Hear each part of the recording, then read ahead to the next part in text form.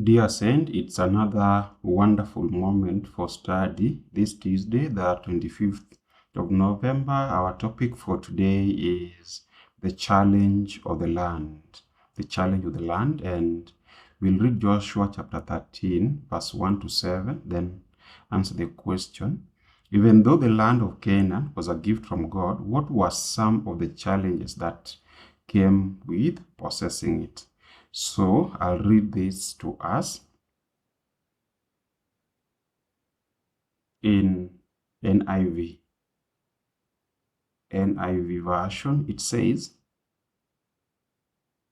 when Joshua had grown old, the Lord said to him, "You are now very old, and there are still very large areas of land to be taken over.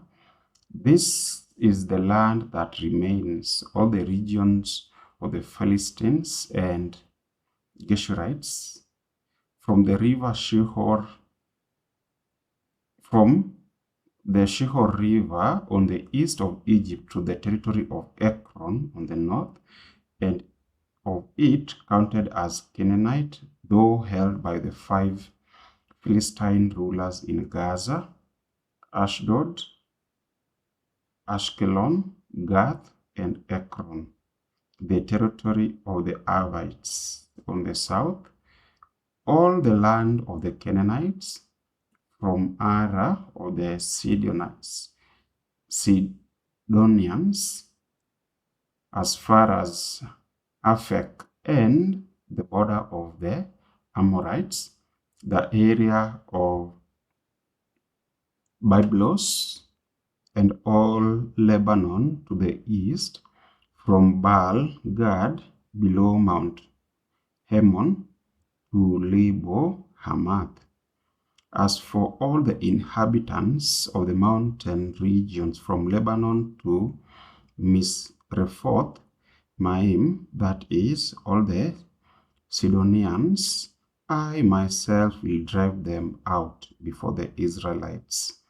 Be sure to allocate this land to Israel for an inheritance, as I have instructed you, and divide it as an inheritance among the 9 tribes and half of the tribe of Manasseh."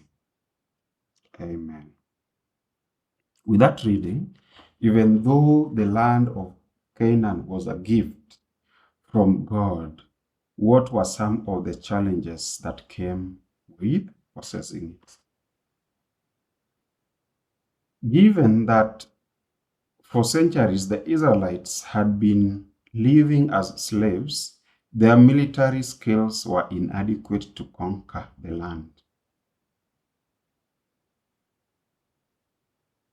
Not even their slave masters, the Egyptians, with their skilled and well-equipped armies, were able to occupy it permanently. The Egyptians never conquered Canaan completely because of the impregnability of the walled cities. Now, a nation of former slaves is told to conquer a land that their former masters were unable to subdue. If they are ever to possess the land, it will be through God's grace alone, not through their own effort. Joshua chapter 13 through 21 deals with the division of the land to the various tribes of Israel. This allotment tells Israel not only what has been apportioned to them, but also what still must be occupied within that territory. The Israelites can securely live in the land that God has given to them as an inheritance. They are the rightful and legitimate tenants of the land under God's ownership. Yet, God's initiative must be matched by human response. The first half of the book shows how God gave the land by dispossessing the Canaanites, and the second half reports on how Israel took the land by settling in it. This complexity of the conquest illustrates the dynamics of our salvation. Similar to Israel, we cannot do anything to earn our salvation. I will read to us Ephesians chapter 2, verse 8 and 9 says, "For by grace are ye saved through faith, and that not of yourself, it is the gift of God, not of works, lest any man should boast." It is a gift, just as the land was God's gift to the Israelites based on their covenantal relationship with Him. It certainly wasn't based on their merits. Let's see Deuteronomy chapter 9, verse 5. It says, not for thy righteousness or for the uprightness of thine heart dost thou go to possess the land, but for the wickedness of these nations the Lord thy God doth drive them out before thee, and that He may perform the word which the Lord swore unto thy fathers Abraham, Isaac, and Jacob. Amen. However, for the Israelites to enjoy God's gift, they had to assume all the responsibilities that came with living in the land, just as we have to go through the process of our sanctification in loving obedience to the requirements of being citizens of God's kingdom. Though not the same thing, the parallel between their being given the land by grace and our being given salvation by grace are close enough. We have been given a wonderful gift, but it is something that we can forfeit if we are not careful.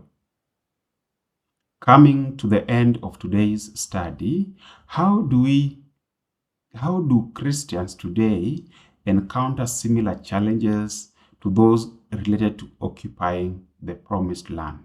The question again, how do Christians today encounter similar challenges to those related to occupying the land? See Philippians chapter 2, verse 12 and Hebrews chapter 12, verse 28.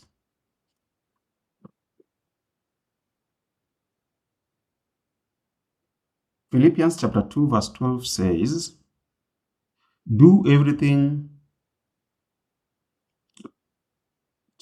it says, "Therefore, my dear friends, as you have always obeyed, not only in my presence, but now much more in my absence, continue to work out your salvation with fear and trembling."